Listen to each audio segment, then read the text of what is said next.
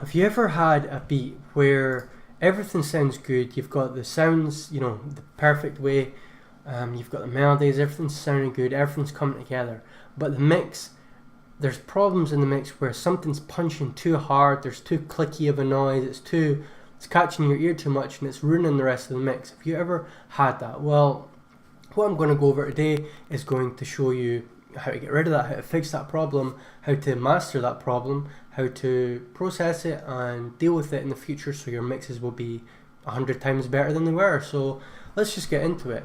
Now, first of all, I'm going to have to explain what this sound is and kind of, why it's annoying, why it's, catches your ear too much.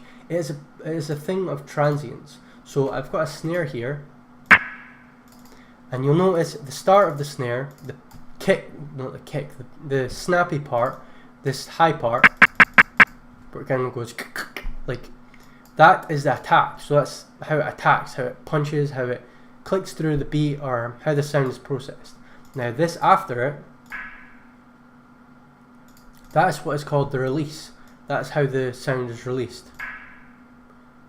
Now we have to understand this to work on transients. So that, if we keep in mind this part, the punching part, where it hits the highest is the transient. And here is the release. Now imagine this, but with bells, with sounds, with melodies and stuff. So what I've got here,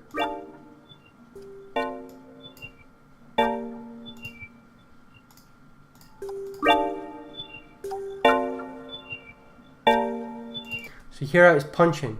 Now I had the transient processor on there, which is the plugin that we're going to use, but I'm going to show you how it works and how to get this better effect, which I will display here. So before,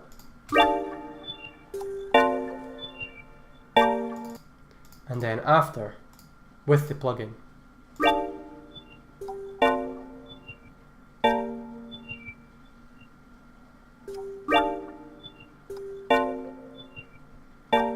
So you'll notice it sounds better, it sounds more controlled, more smooth, and that's kind of what you're looking for in a mix, is smooth, nice melodies, and then the beat kind of complementing it over. So how did I get that effect? Well, first of all, I'm just going to put this back to default by presets and then default, and I'm going to go over a few things. So here is the output peaks. This will show you where the sound's being processed, how it's coming in.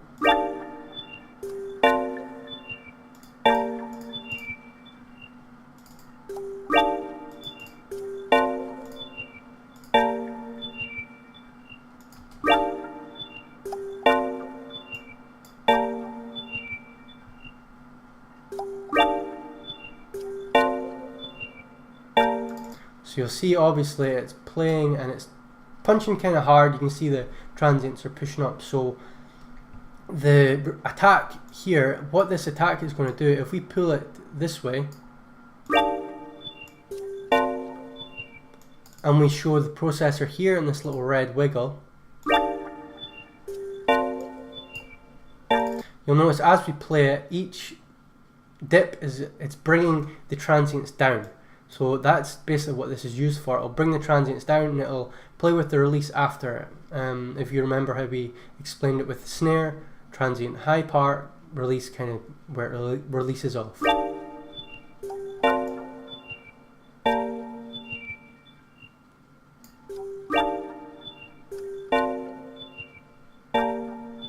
And obviously a gain meter as well, so we can turn the gain down, which is basically volume. It's not actually volume, but it's, for this purpose, we'll call it volume.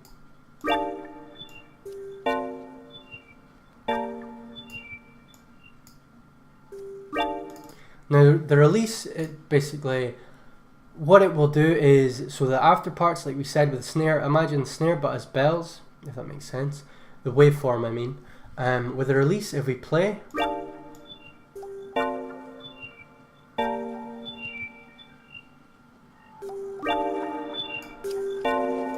you'll hear the afterplay is being boosted, it's being pulled up. So the transients will be pulled down and the after part's being pulled up. Now if we want it to have a very short release, kind of just bloop, and then the transient hits and then the release kind of plays after. See how it kind of creates more atmosphere, it kind of creates more depth, like anticipation for the next one. So if we pull the release down about here,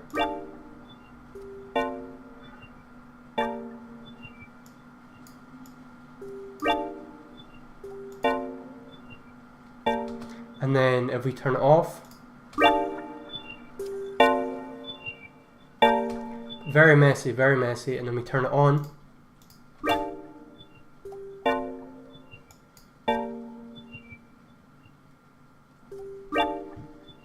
now we also have these attack shapes, which, as you'll see, if we pull it in, this is basically how quickly that it processes the transient reduction.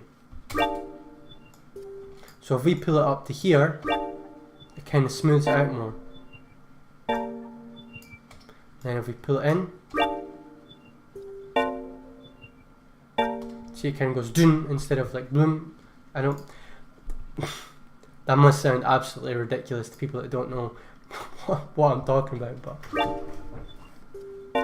so that's a slower attack, slower, transient duck, and it's the same with this. So if we want it to play like, it's more of a like a curve. Then if we pull it in, it will boost it sharper.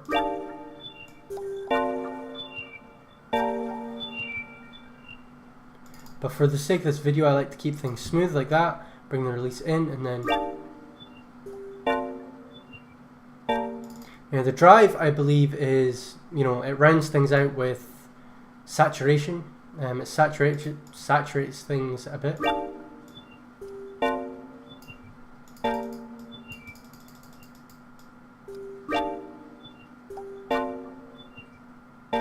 You'll see as it indicates red, that means it's in effect. So that kind of, it's a bit hard to explain. It's just kind of like a small distortion that rounds off the sound instead of just making it sound kind of bland. At least that's the best way I can describe it. So off, and then on.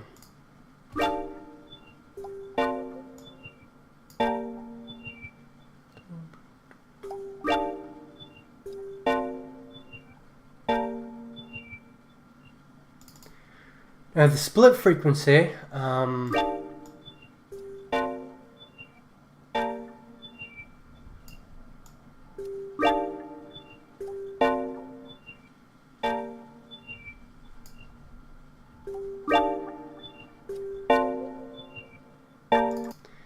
not going to lie, I'm not 100% sure what this does. It seems like it boosts the frequency in certain parts where the transients hit. I could be wrong. I could be very wrong there. And the balance obviously is the balance between the attack and the release in terms of the transient processing.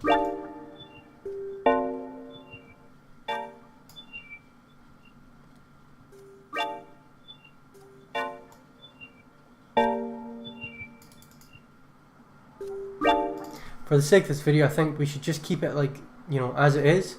This is, the attack has been pulled down, so it's not so harsh. The release has been pulled down also, so it's not so, airy. But for example, if we had, let's add a reverb to this. So let's just add, any reverb, put it on like large hall or something. And bring the width down. Now, the reverb will obviously affect the release. So now that we have reverb on this, I'll make it put here, and then we're going to pull the release up. So you hear that affects the reverb because the reverb is being played after. So if we turn it down, there should be very little reverb, and the reverb that we do use should be cut in, so it's not so roomy.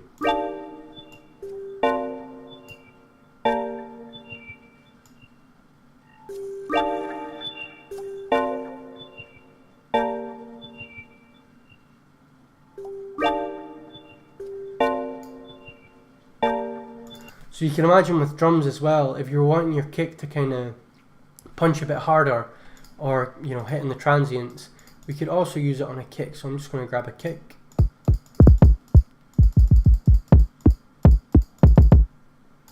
So you'll see here we're going to add this kick.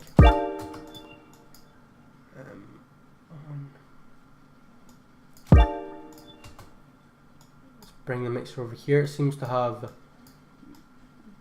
showed up in the most awkward position, so I can't click it over, but the kick.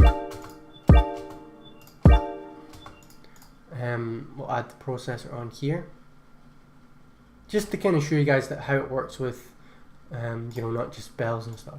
So if we wanted the kick to kind of punch a bit harder, or the transient in the kick where it hits the most to be punch through even more, we would turn the attack up like this.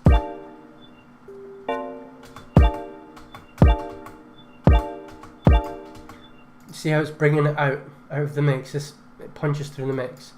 And again, with release, we can turn it down so it's snappy. The kick's very boom. I'll just grab a drum MIDI as well, just to kind of show you how it works. Now this also works for 808s and stuff. If your 808s is kind of like boosting through the mix and parts that you don't really like, you don't really want, you don't really need, then use this.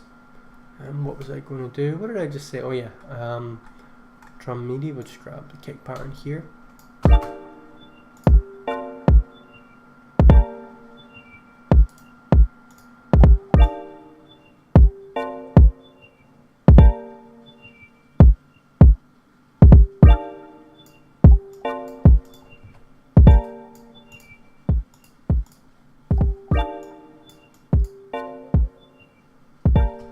And again, here still, I think we need to bring the attack down a bit more and maybe the gain down a little bit. And just to add more of the reverb, we can bring the release up. And with the kick, like I said again, make it punch, or we can make it, softer. So you'll notice in tracks where some 808s hit like this, it sounds really, kicks hit like this, it sounds good. So bring the release in, gain down, maybe the drive up for some saturation.